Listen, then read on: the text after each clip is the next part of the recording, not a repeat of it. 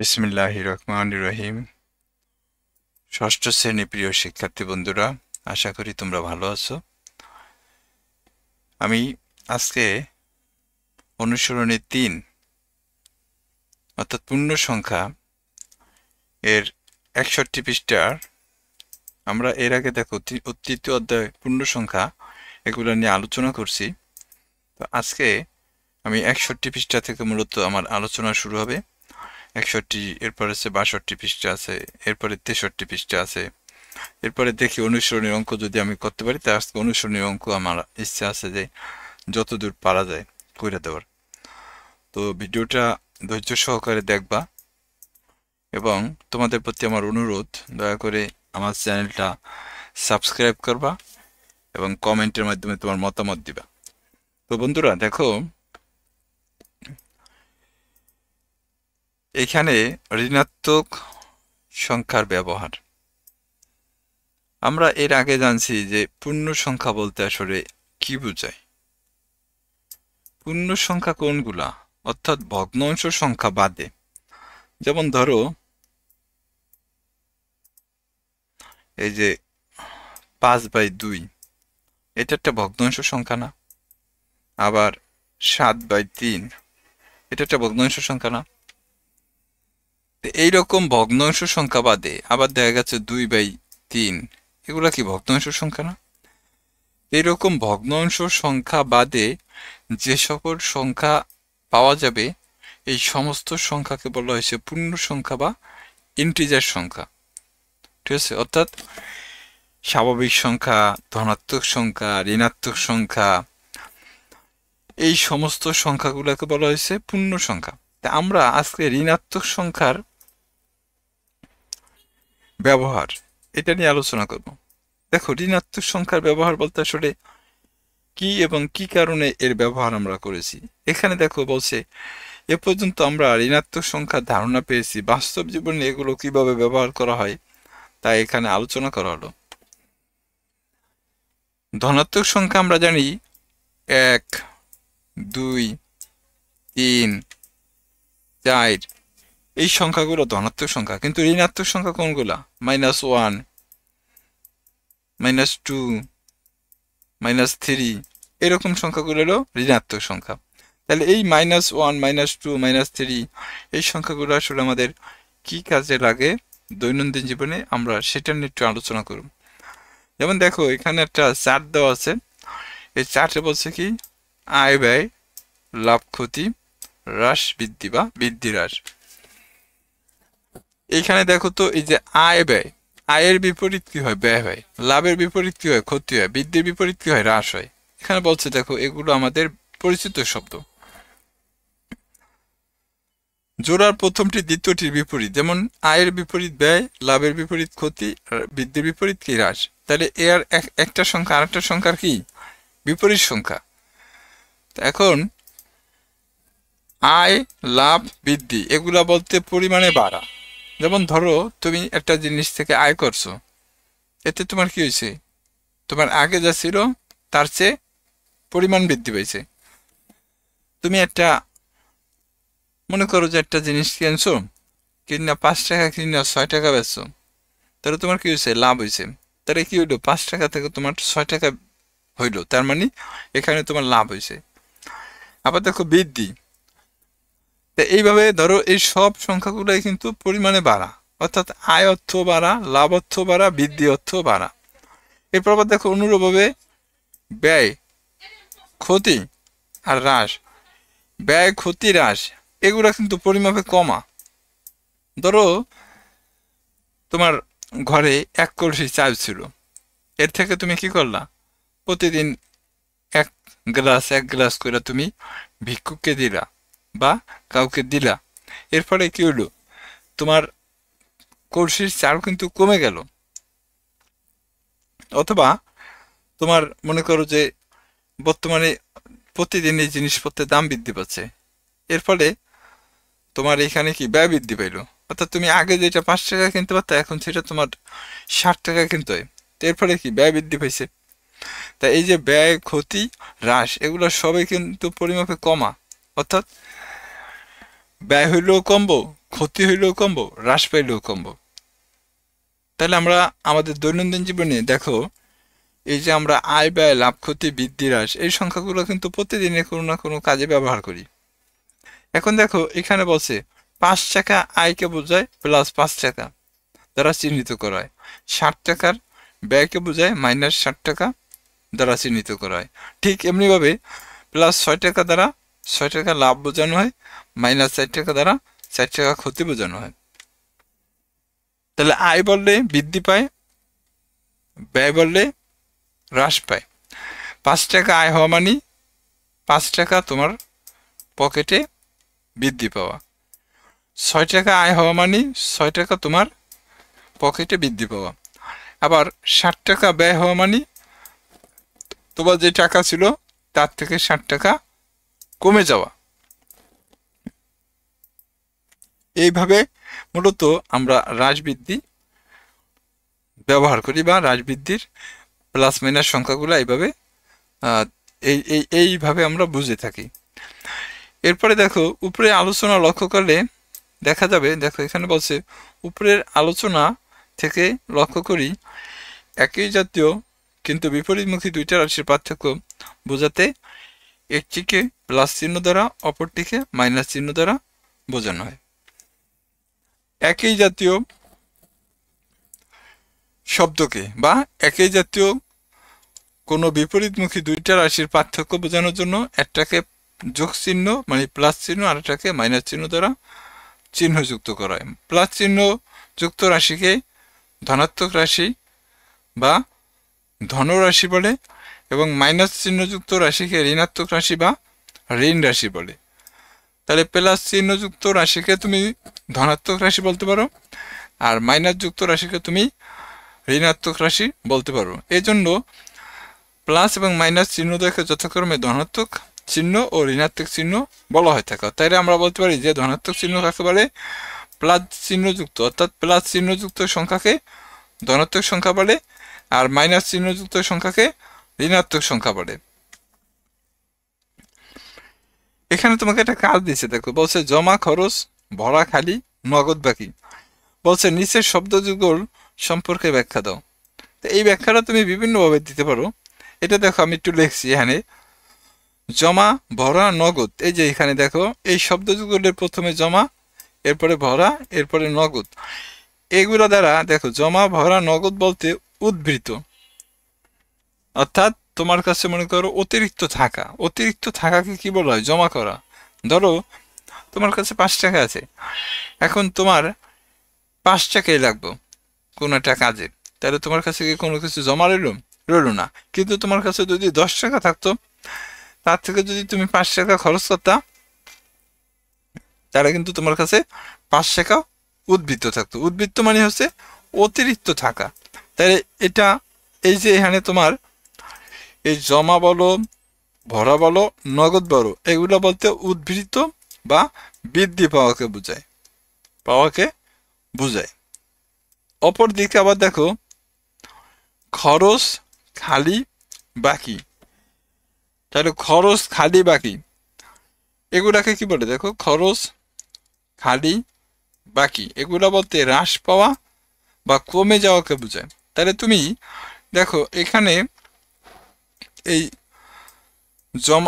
জমা, ভরা, নগদ, এটা দ্বারা তুমি বৃদ্ধি পাওয়া বলতে পারো, অর্থাৎ এখানে তুমি এটাকে এই উদ্বৃত্ত বলতে পারো, আবার বৃদ্ধি পাওয়া বলতে পারো। তেমনি ভাবে আবার তোমার এই যে এখানে যেই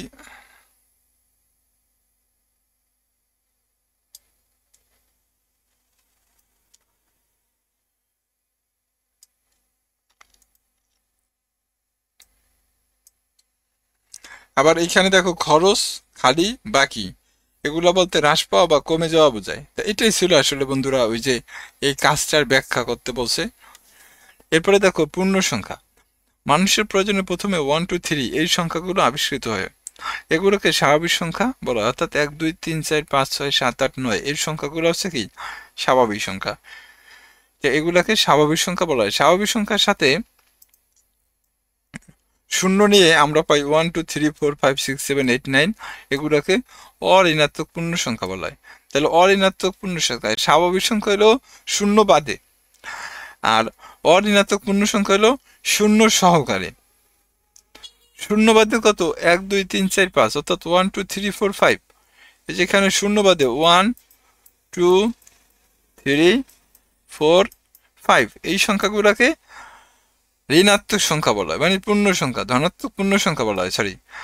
আর শূন্য শূন্য সহ 0 1 2 3 4 5 6 7, এগুলোকে অঋণাত্মক পূর্ণ সংখ্যা বলা হয়। তেমনিভাবে দেখো -1 -2 -3 -4 -5, এই সংখ্যাকে গুলোকে বলা হয় কি? ঋণাত্মক পূর্ণ সংখ্যা। তাহলে অঋণাত্মক পূর্ণ সংখ্যা ও অঋণাত্মক পূর্ণ সংখ্যার একক একত্র করলে আমরা পাই, দেখো একটা হলো অঋণাত্মক পূর্ণ সংখ্যা, আর অঋণাত্মক পূর্ণ সংখ্যা একত্র করলে পাই আমরা কত? দেখো এখানে ধরো, এখানে যদি আমি একটা সংখ্যা রেখা আঁকি, একটু খেয়াল করো। ধরো এটা একটা সংখ্যা রেখা, তা এখানে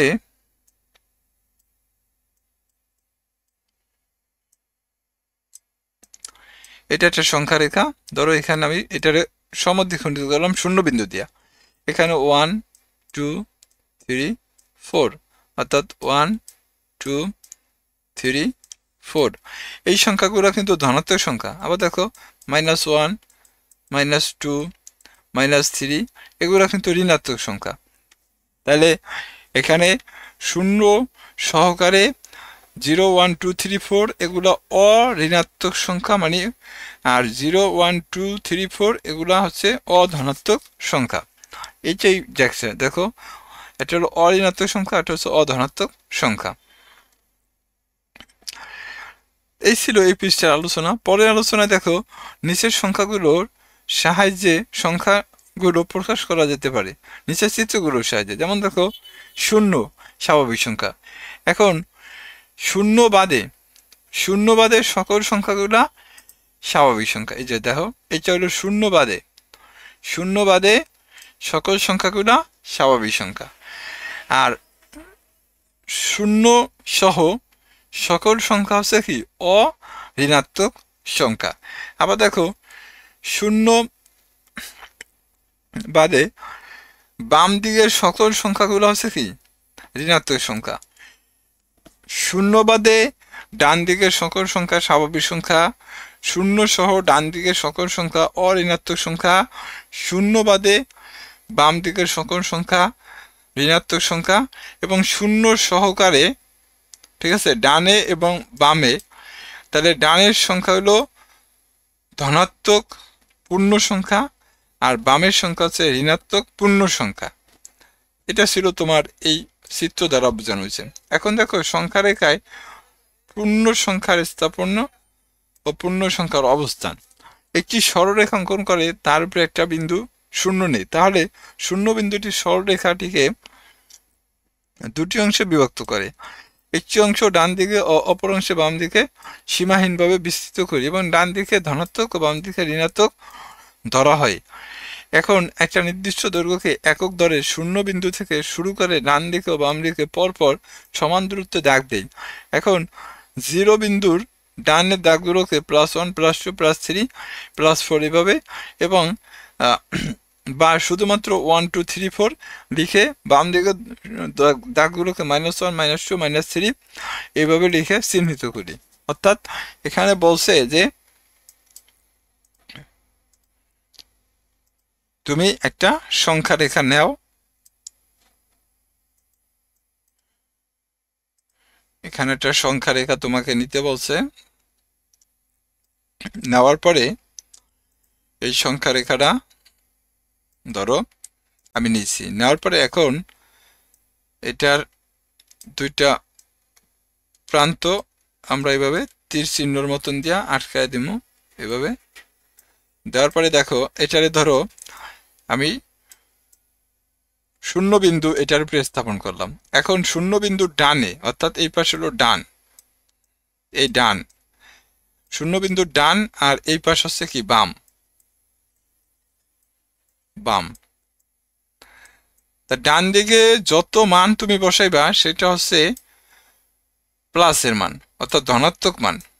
ধনাত্মক মান, এভাবে ধনাত্মক মান, অর্থাৎ এটা 1, এটা 2, এটা 3, এটা 4, এটা 5, এটা 6। তাহলে ডান দিকের সংখ্যা রেখার শূন্য বিন্দু থেকে ডান দিকে সমস্ত মানগুলোকে ধনাত্মক মান বলা হয়, আর শূন্য বিন্দু থেকে সংখ্যা রেখার বাম দিকের সমস্ত মানগুলোকে ঋণাত্মক মান বলা হয়। অর্থাৎ এটা -1, এটা -2, এটা -3, এটা -4, এটা -5, এইভাবে।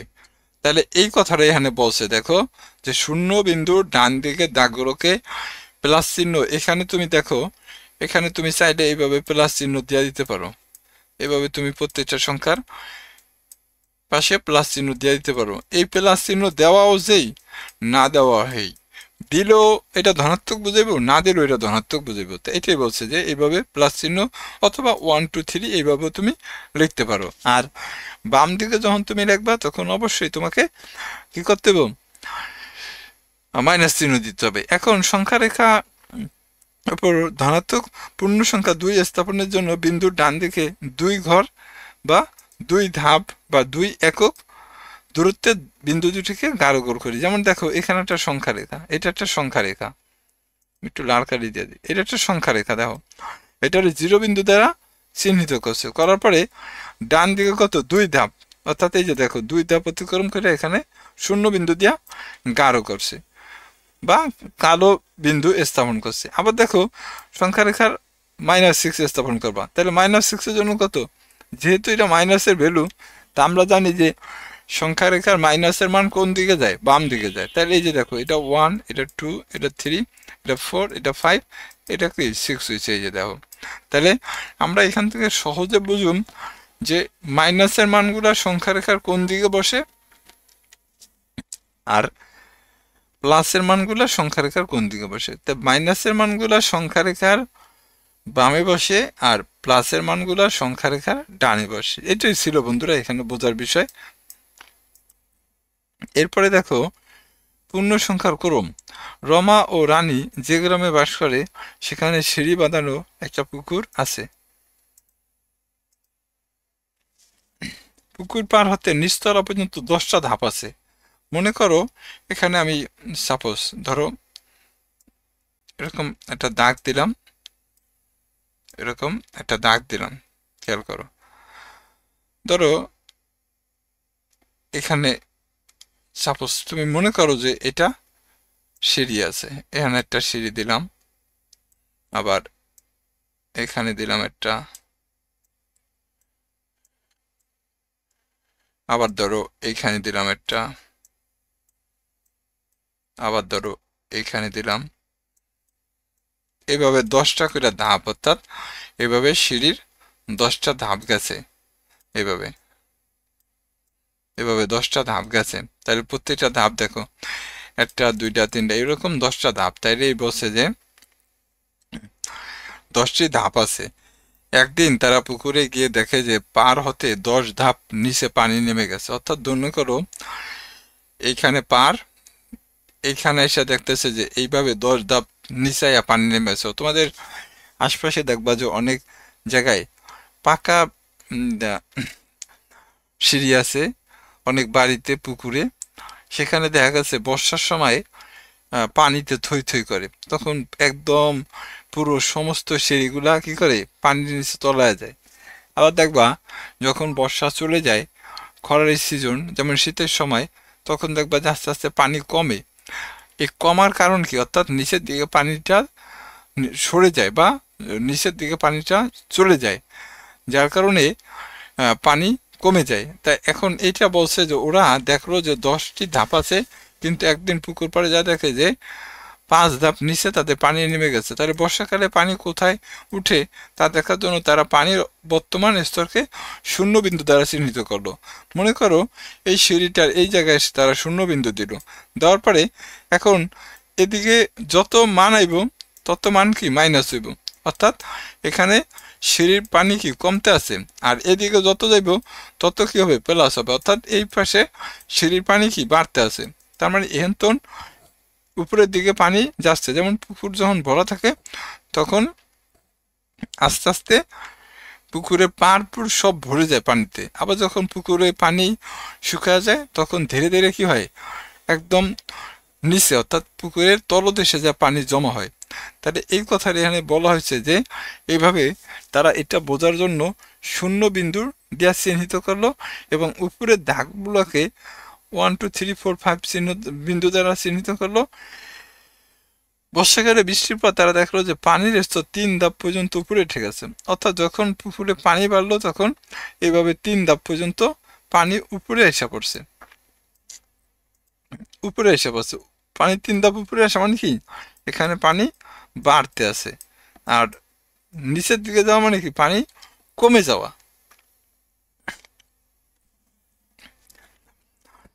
বর্ষা চলে যাওয়ার কয়েক মাস পর দেখা গেল যে পানির স্তর শূন্য চিহ্নের 3 ধাপ নিচে নেমে গেছে। তাহলে নিচের ধাপগুলো কিভাবে চিহ্নিত করবো?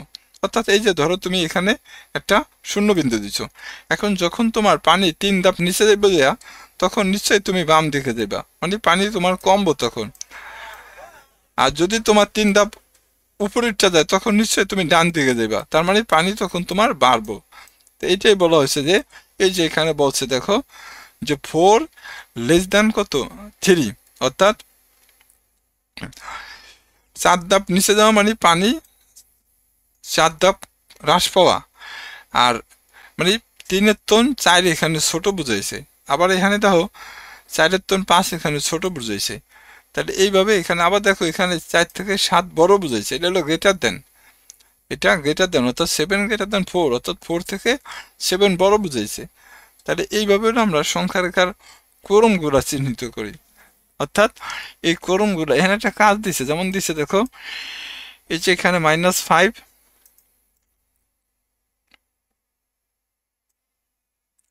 এখানে বলছে -5 7 8 3 -1 2 1 ইত্যাদি সংখ্যাগুলোকে ক্রম অনুসারে সাজাও।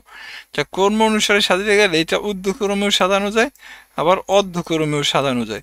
ঊর্ধ্বক্রম বলতে ছোট থেকে বড় বুঝাইছে, বুঝছো? আর অর্ধক্রম বলতে বড় থেকে ছোট। ঊর্ধ্বক্রম এখানে কাজ।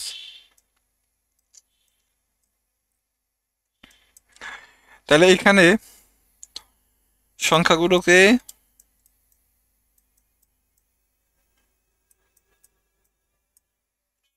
সংখ্যা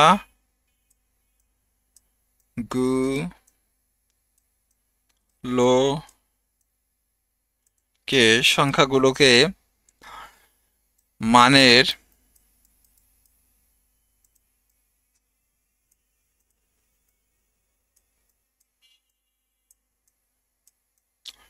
সংখ্যাগুলোকে মানের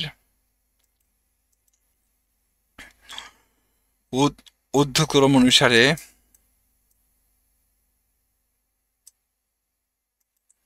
ঊর্ধ্ব বানানো আছে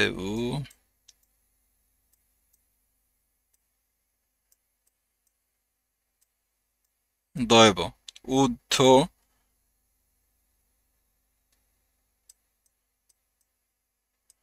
ক্রম অনুসারে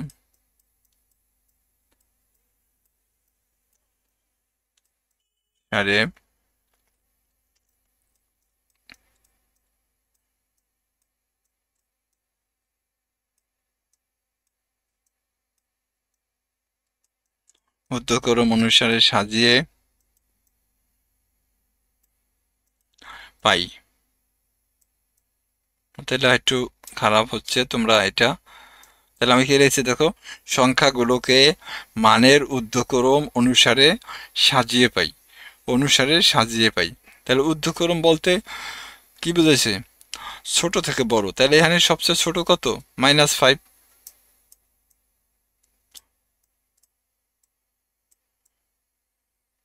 -5, এরপরে কত -3, এরপরে কত -1, এরপরে কত, ছোট থেকে বড়, তাহলে 1 প্লাস 1, এরপরে 2, এরপরে কি আছে 2 এর পরে 7 আছে, 7 আছে, এরপরে 8 আছে,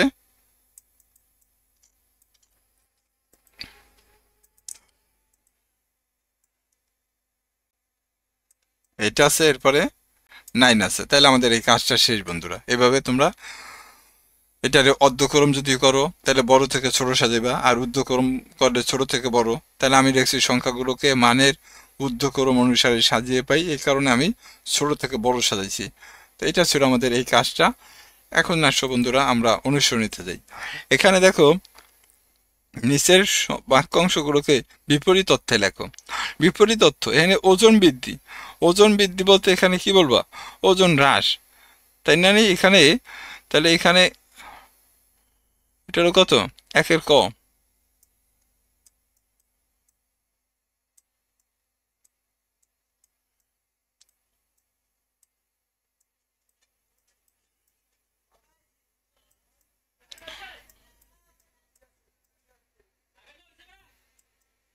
ওজন বৃদ্ধি বৃদ্ধি এর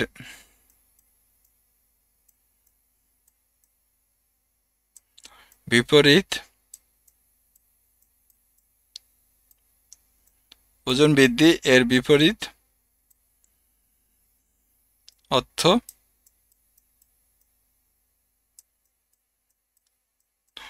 ওজন হ্রাস।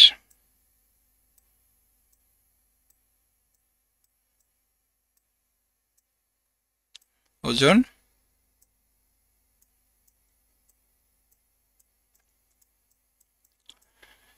হ্রাস, এই যে এটা হলো 1 এর ক, ক। এরপরে দেখো খ নম্বরে বলছে কি,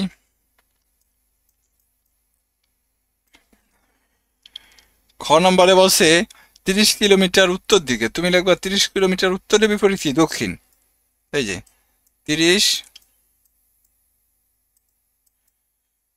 কিমি, 30 কিলোমিটার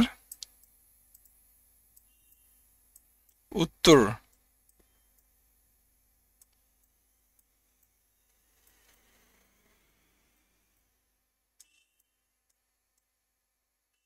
30 কিলোমিটার উত্তর দিকে।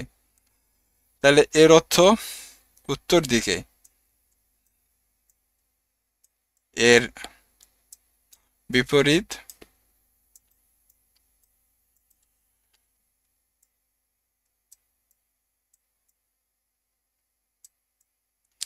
এর বিপরীত, বি ও বিপরীত। এখানে আসলে বিপরীত বানানটা মনে হয় এটা না,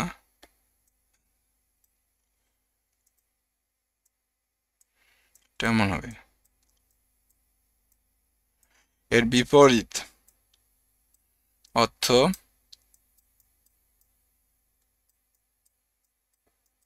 30 কিলোমিটার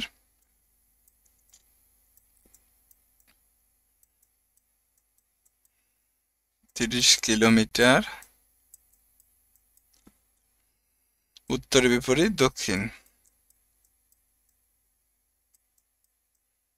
দক্ষিণ দিকে।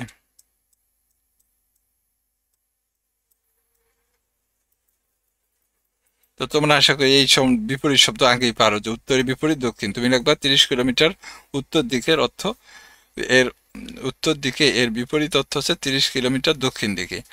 এরপর আবার দেখো এখানে আছে বাড়ি হতে বাজার 4 কিলোমিটার পূর্বে। তুমি লিখবা বাড়ি হতে বাজার 4 কিলোমিটার পশ্চিমে।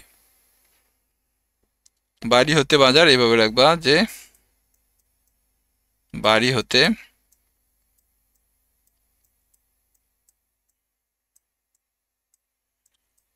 বাড়ি হতে বাড়ি হতে বাজার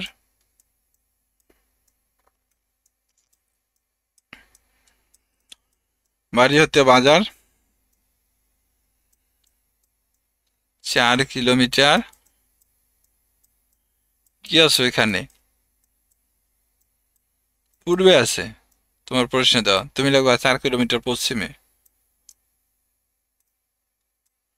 সহচর শিকার এখানে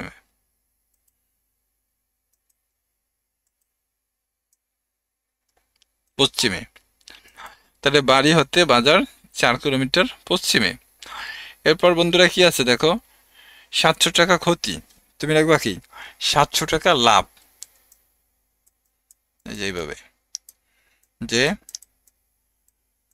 700 টাকা ক্ষতির বিপরীত কি লাভ এই যে এইভাবে দিবা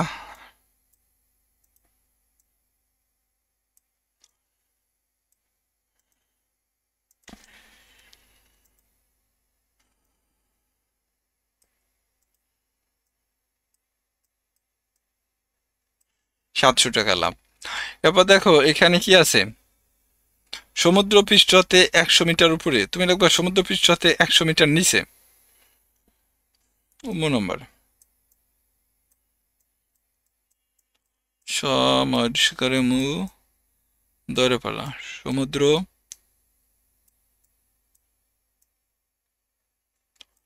সমুদ্র পৃষ্ঠ হতে 100 কিলোমিটার কি এখানে উপরে তা তুমি লিখবা নিচে 100 কিলোমিটার নিচে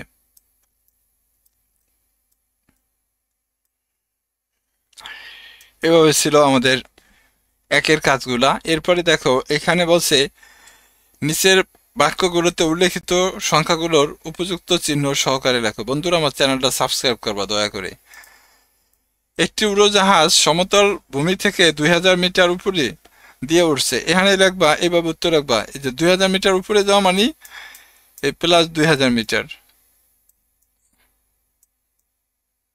এভাবে আবার একটি ডুবোজাহাজ সমুদ্রপৃষ্ঠ থেকে 800 মিটার গভীরে যাওয়া মানে কি 700 ডুবোজাহাজ কত 800 মিটার না সরি তাহলে নিচ দিয়ে যাওয়া মানে হচ্ছে গভীর তাহলে এখানে -800 মিটার হবে এবার দেখো 200 টাকা ব্যাংকে জমা মানে কত জমা থাকলে যে কোনো জিনিস বৃদ্ধি পায় তাহলে 200 টাকা বৃদ্ধি পাওয়া মানে +200 700 টাকা ব্যাংক থেকে ঋণ নেওয়া মানে কি -700 টাকা এইভাবে তুমি শুধু উত্তর লিখে দিবা ক নম্বরে এটা রাখবা খ নম্বরে এটা গ নম্বরে এটা এইভাবে এবার দাও নিচের সংখ্যাগুলোকে সংখ্যা রেখে স্থাপন করো এনে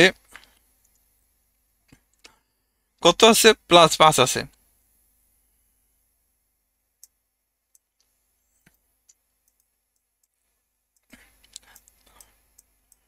+5 একটা সংখ্যা আছে এটার সংখ্যা রেখে স্থাপন করতে হবে এর জন্য কি করতে হবে তুমি এখানে একটা সংখ্যা আঁকবা এখন বন্ধুরা দেখো 5 সংখ্যাটা কিন্তু ধনাত্মক প্লাসের না তাহলে এটা তুমি কি করবা এটা কত নম্বর অঙ্ক 3-এর ক এটা তুমি এখানে লেখা নিতে পারো যে 3-এর 3 নম্বরে ক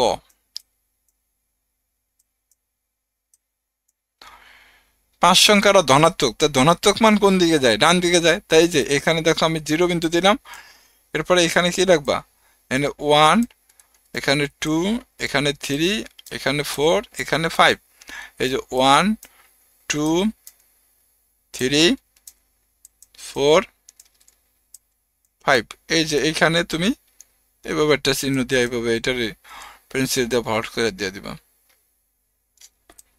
এই যে ক নম্বর তো শেষ এবার খতে কি বলছে দেখো খতে কি বলছে খতে বলছে -10 তাহলে এখানে কত -10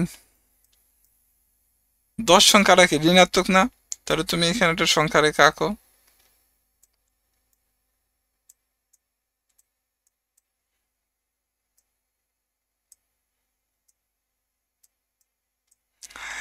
ঋণাত্মক তাহলে সংখ্যা রেখার বাম দিকে যাব তাই এখানে ধরো 0 বিন্দু দিলা এখন কত -1 -2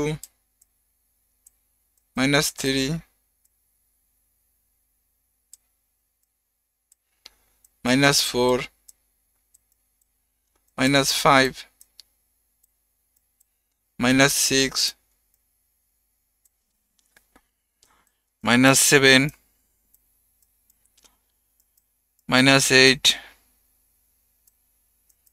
কত -9 তোমরা সংখ্যা রেখার একটু সুন্দর করে স্কেল দিয়া আঁকবা -10 তাহলে দেখো এই যে এখানে এসে -10 হয়েছে এইভাবে বন্ধুরা তোমরা আমরা জানি যে প্লাসের মান ডান দিকে যায় মাইনাসের মান বাম দিকে যায় তাই এইভাবে এরপরে দেখো পরের অঙ্কটা কি আছে +8 তো এটার যদি তুমি গ নম্বর দাও তো এখানে দেখো তো কত +8 তো এটার সংখ্যা রেখা তুমি আঁকো এভাবে আঁকা সংখ্যা রেখা এইভাবে আঁকো এরপরে যেহেতু ডান দিকে যাবো তাহলে এই যে এখানে 0 বিন্দু দাও এখানে কত 1 2 3 4 5 6 7 8 এই যে 1 2 3 4 5 6 7 8 এই যে বন্ধুরা 8 এবার দাও -1 এটা গহ নাম্বার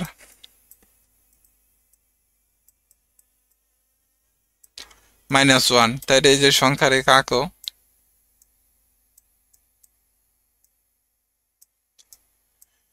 তাহলে এখানে এটা 0 বিন্দু দাও এটা কত -1 এই যে এখানে পড়লো এরপর দেখো গহ নম্বরে কি বলছে -6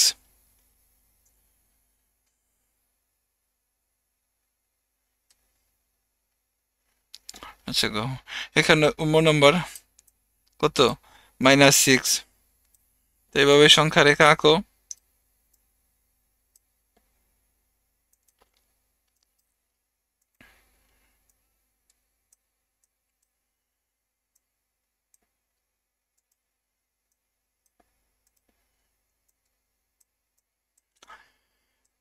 জিরো বিন্দু দাও বাম দিকে যাব তাহলে -1 -2 -3 -4 -5 এখানে ধরো -6 তাহলে এই যে দেখো বন্ধুরা -6 এইভাবে আসলে এই অঙ্কগুলো করতে হয় সংখ্যা রেখার সাহায্যে তো আশা করি তোমরা বুঝতে পারছো যে ধনাত্মক মান কোন দিকে যায় আর ঋণাত্মক মান কোন দিকে যায় বন্ধুরা আমরা আগামীকাল 4 থেকে অঙ্ক করুম তোমরা ততক্ষণ পর্যন্ত অঙ্কগুলো ভালো করে করো এবং আমার চ্যানেলটা অবশ্যই সাবস্ক্রাইব করবা ভালো থাকো সবাইকে ধন্যবাদ আসসালামু আলাইকুম